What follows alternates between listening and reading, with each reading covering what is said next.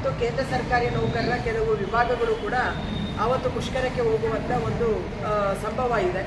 ಮತ್ತು ಟ್ರಾನ್ಸ್ಪೋರ್ಟಿಗೆ ಸಂಬಂಧಪಟ್ಟು ಅವರು ಕೂಡ ಆಟೋ, ಓಲಾ, ಊಬರ್ ಮತ್ತು KSRTC ಇವರು ಕೂಡ ಈ ಮುಷ್ಕರದಲ್ಲಿ ಪಾಲ್ಗೊಳ್ತಾ ಇದ್ದಾರೆ. ಸೊ ಈ ಥರದಲ್ಲಿ ನಾವು ಯಾಕೆ ಈ ಮುಷ್ಕರ ಮಾಡ್ತಾ ಇದ್ದೀವಿ ಅಂದರೆ, ತಮಗೆಲ್ಲ ಕೂಡ ಗೊತ್ತಿರುವ ಹಾಗೆ ನಮ್ಮ ಕೇಂದ್ರ ಸರ್ಕಾರ ಸಂಪೂರ್ಣವಾಗಿ ಕಾರ್ಪೊರೇಟ್ ಕಂಪನಿಗಳ ಪರವಾಗಿ ಮತ್ತು ಬಂಡವಾಳಗಾರರ ಪರವಾಗಿ ಈಗ ಆಲ್ರೆಡಿ ಭೂ ಕಾಯ್ದೆಗೆ ತಿದ್ದುಪಡಿಯನ್ನು ತರೋದ್ರ ಮುಖಾಂತರ ಭೂಮಿಯನ್ನು ವಶ ಮಾಡಿಕೊಂಡು ರೈತರನ್ನು ಕೂಲಿಕಾರರನ್ನಾಗಿ ಪರಿವರ್ತನೆ ಮಾಡಿದೆ. ಮತ್ತೊಂದು ಕಡೆಯಲ್ಲಿ ಅವರ ಕಾರ್ಖಾನೆಗಳಲ್ಲಿ ದುಡಿತಾ ಇದ್ದಂಥ ಕಾರ್ಮಿಕರು ಏನಿದ್ರು ಅವರಿಗೆ ಸುಮಾರು 29 ಕಾರ್ಮಿಕ ಕಾನೂನುಗಳು ಅವರಿಗೆ ಅಸ್ತ್ರಗಳಾಗಿದ್ವು.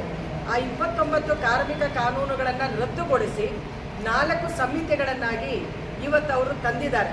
2019, 2020 ಈ ಸಂಹಿತೆಗಳ ರಚನೆಗಳು ಆಗೋಗಿದ್ದಾವೆ.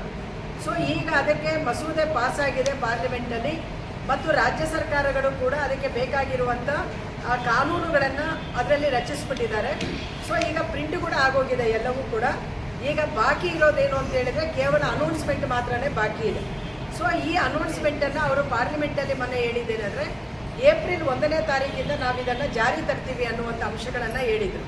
ಸೊ ಹಾಗಾಗಿ ನಾವು ಈ ಸಂಹಿತೆಗಳನ್ನು ರದ್ದು ಮಾಡಬೇಕು ಅಂತೇಳಿ ಮತ್ತು ಈ ಥರದಲ್ಲಿ ಪರಿವರ್ತನೆ ಮಾಡಬಾರ್ದು ಅಂತೇಳಿ ನಮ್ಮ ಭಾರತ ದೇಶದ 11 ಕೇಂದ್ರ ಕಾರ್ಮಿಕ ಸಂಘಟನೆಗಳು ಇನ್ಕ್ಲೂಡಿಂಗ್ BMS ಸೇರಿ ನಾವಿದನ್ನು ವಿರೋಧ ಮಾಡಿದ್ದೀವಿ. ಮತ್ತು ನಾವು ಕೆಲವು ಸೂಚನೆಗಳನ್ನು ಅವರಿಗೆ ಕೊಟ್ಟಿದ್ದೀವಿ. ಏನಂತ, ಯಾರಿಗೆ ಕಾರ್ಮಿಕ ಕಾನೂನುಗಳು ಇಲ್ಲ, ಈಗ ಉದಾಹರಣೆಗೆ ಅಂಗನವಾಡಿ, ಪಿಸ್ಯೂಟ, ಆಶಾ, ಗ್ರಾಮ ಪಂಚಾಯತಿ ನೌಕರರು, ಆಮೇಲೆ ಕಾಂಟ್ರಾಕ್ಟ್ ವರ್ಕರ್ಸು, ಆಮೇಲೆ ಅಸಂಘಟಿತ ಕ್ಷೇತ್ರಗಳಲ್ಲಿ ಕೆಲಸ ಮಾಡ್ತಕ್ಕಂಥವ್ರು, ಸೆಲ್ಫ್ ಎಂಪ್ಲಾಯ್ಮೆಂಟ್, ಇವ್ರಿಗೆ ಯಾರಿಗೂ ಕಾನೂನಿಲ್ಲ.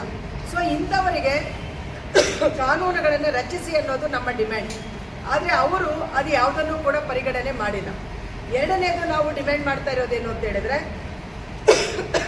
ದಿನಕ್ಕೆ 600 ರೂಪಾಯಿ ಕನಿಷ್ಠ ವೇತನ 7ನೇ ವೇತನ ಆಯೋಗ ರೆಕಮೆಂಡ್ ಮಾಡಿರುವಂಥದ್ದು. ಅದಕ್ಕೆ ಒಂದು ಶಾಸನವನ್ನು ತನ್ನಿ. ಭಾರತದಲ್ಲಿ ಯಾವುದೇ ಮನುಷ್ಯ ಎಲ್ಲೇ ದುಡಿಮೆ ಮಾಡಿದ್ರು ಕೂಡ 600 ರೂಪಾಯಿಗಿಂತ ಕಡಿಮೆ ಅವರನ್ನು ದುಡಿಸಬಾರ್ದು ಅಂತಕ್ಕಂಥ ಶಾಸನ ತನ್ನಿ ಅಂತ ಹೇಳಿದರೆ, ಅವರು ಅದನ್ನು ತರುವ ಬದಲಿಗೆ ವೇತನ ಸಂಹಿತೆ 2019 ಅಂತ ಹೇಳಿ ತಂದಿದ್ದಾರೆ.